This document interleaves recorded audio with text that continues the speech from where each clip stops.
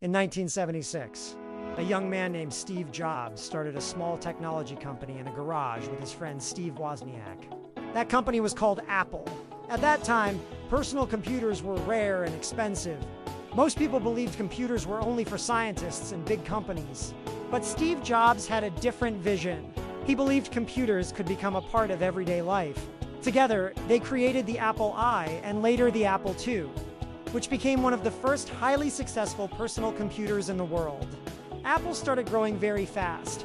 Within just a few years, the small garage company became a billion-dollar business, but success did not last peacefully.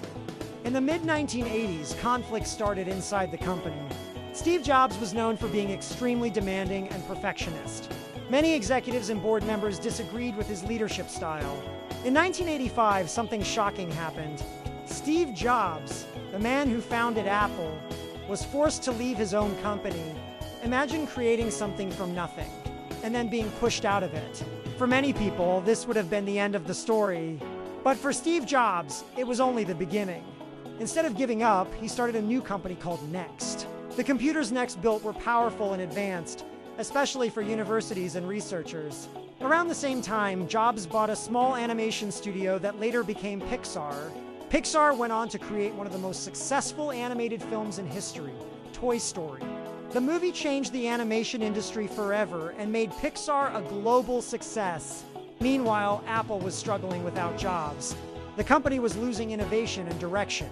Then in 1997, Apple made a surprising decision. They brought Steve Jobs back. Jobs returned to the company he once founded and completely transformed it. Under his leadership, Apple launched revolutionary products like the iMac, the iPod, the iPhone, and the iPad. These products didn't just succeed, they changed the entire technology industry. The iPhone alone reshaped how billions of people communicate, work, and live. From being fired from his own company to returning and turning it into one of the most valuable companies in the world.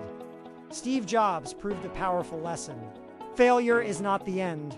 Sometimes, it's the beginning of something even greater. Steve Jobs passed away in 2011, but his vision and innovations continue to influence the world today.